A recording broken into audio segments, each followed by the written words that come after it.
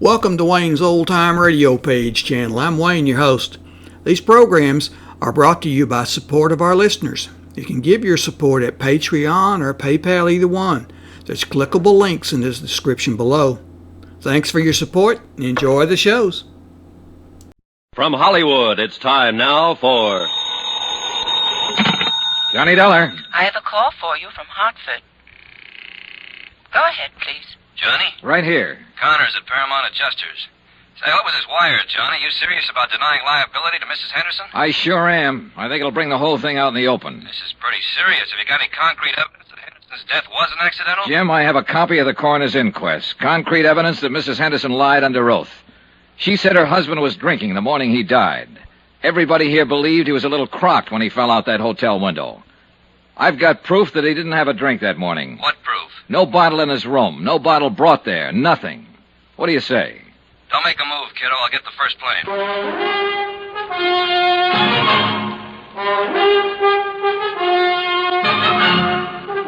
Tonight and every weekday night, Bob Bailey in the transcribed adventures of the man with the action-packed expense account, America's fabulous freelance insurance investigator. Yours truly, Johnny Dollar.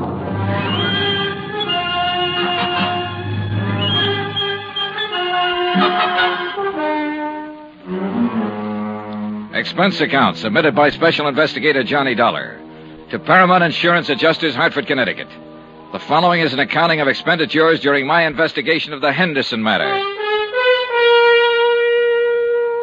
Sheriff Holton agreed that there was enough of a doubt about the circumstances prior to George Henderson's accidental death to warrant an official re-examination of all the facts. He promised me the police would start an immediate investigation. That was all I needed. I knew Mrs. Henderson would be re-questioned and that the pressure would start to build up. 14 hours later, when Tim Connors arrived in Culver, I had some pressure of my own. Well, Johnny, what? Well, the best thing we can do now is move in. Deny liability on the grounds that the accident is not proved. I suppose Mrs. Henderson sues us. All right, let her. Then the burden of proving that her husband's death was accidental would be on her. Look, Tim, contrary to her testimony under oath, Henderson didn't have a drink that morning he died. All right, she made a mistake. He had a heart attack, got dizzy, and tumbled out of the window. He wasn't drunk. Oh, don't talk nonsense, Tim. Listen to me. Mrs. Henderson was ready for the coroner's jury a couple of days ago, and she was ready for my questions when I saw her yesterday. The only one she wasn't ready for was you a few days ago when you phoned her long distance. You said she hung up on you. Well, she half apologized to me for that, but it was because she couldn't think of anything to say. Well, maybe you're right. But suppose he did die accidentally, and suppose it is a just insurance claim. I tell you it isn't. And the fact that she made a mistake testifying about him having a drink and... Hey, Johnny, do you have anything else? 3 things: instinct, experience, and statistics. Pauline Henderson's a young woman. She married a wealthy older man. With him out of the way, she has all his money and all her youth. All right, I'm going to phone the company as soon as I can find a phone. Tell them I'm working for evidence, and the best way to get it is to bring Mrs. Henderson out in the open. File a complaint against her. What charge? Suspected murder. Oh, no, Johnny, that'd get us in all kinds of trouble. Remember the drink, Tim. Henderson didn't have the drink. Now, we'll have to have more than that. I'm sorry, Johnny. All right, I'll get you more.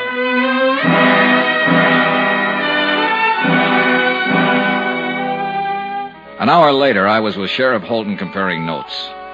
He reported that after questioning Mrs. Henderson, she admitted she might have been mistaken about Henderson drinking the morning of his death. She wasn't sure. But Eve Holton said what we both were thinking.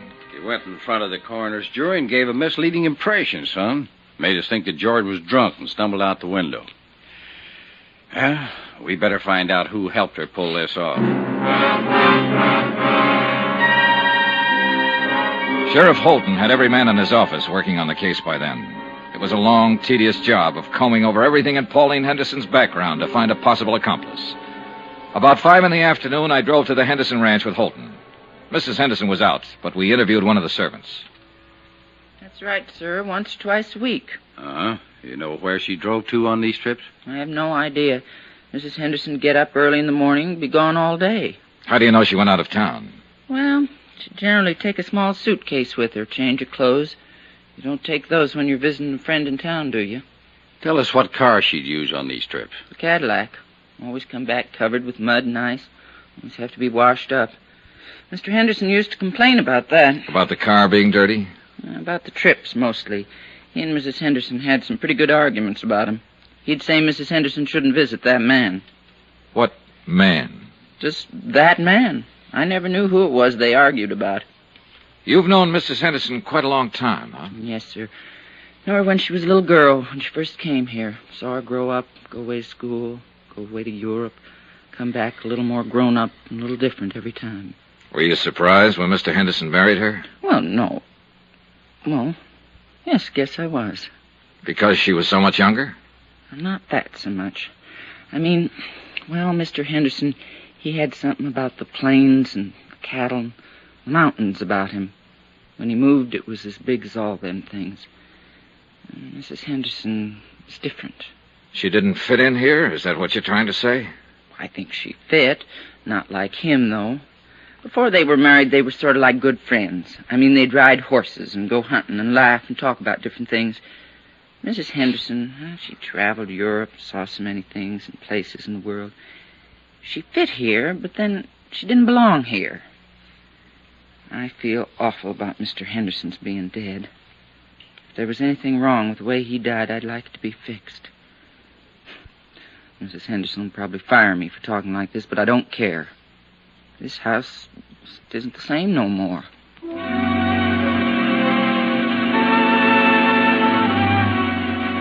By the time we got back into town, Sheriff Holton's boys had discovered the names of 3 men who had been seen at various places around Culver in the company of Mrs. Henderson. Rod Tyler, Oh, who's he? mining engineer. He's been away from here for over a year now. See, now, here's another one, Sam Pollard. Sam died 6 months ago. Hey. What? Noah Baxter. Oh, Baxter. That name's vaguely familiar. Yeah, he owns a hotel you're staying in. A couple of ranches, too. Well, he might have been the one who tried to have you thrown out. Oh. He also owns the mayor. Young man? About 30, 35. Let's go see him. Another drive, this time north of Culver to the Baxter Ranch. We found Noah Baxter busy with his help, shoring horns on cattle. A lean, tall man with thin features. If you're trying to find out if I've been seeing Pauline on the sly while she'd been married to George, why didn't you come right out and ask? All right, have you? No, not on the sly. There's nothing between us. George knew any time she came over here to see me. He was a good friend of mine. I'm sorry he's dead. Pauline's a good friend of mine, too.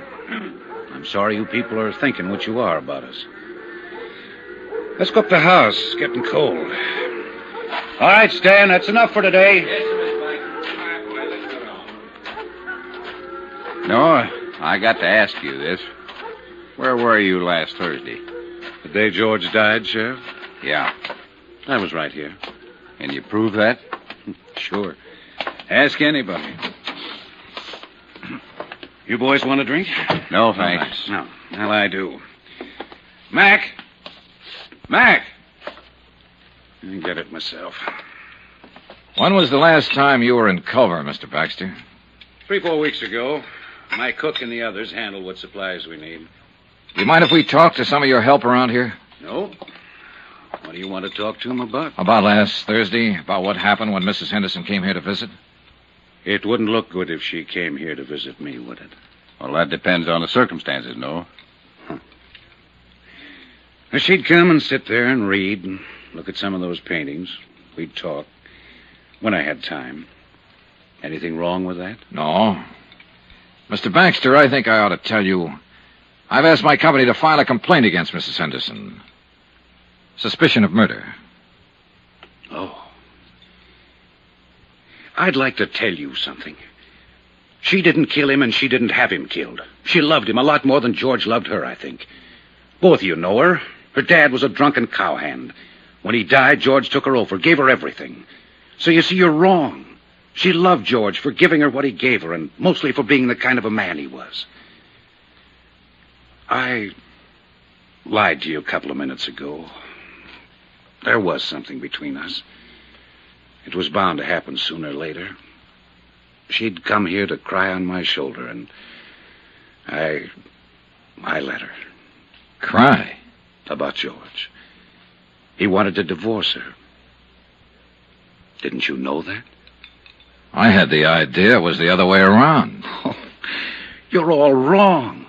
George raised her, educated her, made her into a woman, and then he married her. And she wasn't what he wanted at all. You know who George wanted to marry? Mattie Knickerbocker, the schoolmarm. Go on. Oh, there was nothing between George and Mattie, but there would have been if he'd lived. What about you and Mrs. Henderson? Yeah. The thing that was between us was that I wanted her. She didn't want me, but I wanted her. I was glad when she told me about the divorce coming up. I really think she would have listened to me. But she wanted to be married to George. She really loved him. Sure you don't want one of these? No. No. And I really loved her. I went to see George last Thursday at his hotel. You know why? To tell him to go back to Pauline. Yeah, because I knew what he meant to her. You can talk to my people around here. They'd lie for me and say I was here last Thursday all day. They'd tell you that Pauline never came to see me. They'd lie right down the line for me. But, Mr. Dollar, I can't let you get out that complaint and take her in. One of my trucks was taking some beef to the hotel last Thursday. I rode in with the driver and went in the back way. I went right up to George's room to talk to him. Pauline had just left. I wanted to talk to him about the same things I've been telling you. I didn't want to hurt him. I loved him, the same as everybody loved him. When I got to his room, he wouldn't let me talk at all. He was mad that I interfered, and he tried to swing on me. I shoved him once. He went out the window. That's all. I killed him.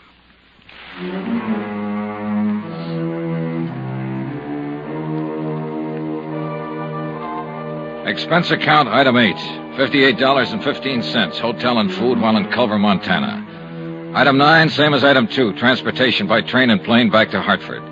Item 10, $88, miscellaneous. Expense account total, $802.50. Remarks? We still had to pay double indemnity. Mattie Knickerbocker, Pauline Henderson, Noah Baxter, they'll pay another way. With the hurt that comes to nice people. Yours truly, Johnny Dollar.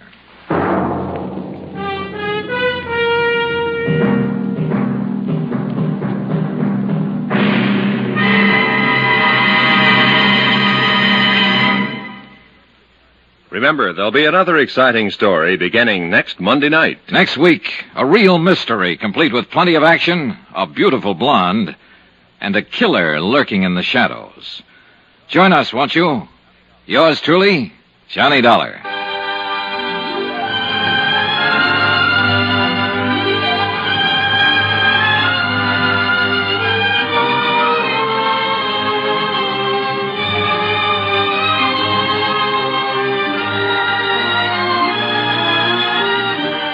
Yours truly, Johnny Dollar, starring Bob Bailey, is transcribed in Hollywood. Written by John Dawson, it is produced and directed by Jack Johnstone.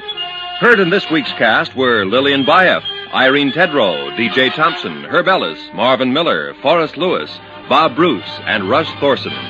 Musical supervision by Amerigo Marino. Be sure to join us on Monday night, same time and station, for another exciting story of yours truly, Johnny Dollar. This is Roy Rowan speaking.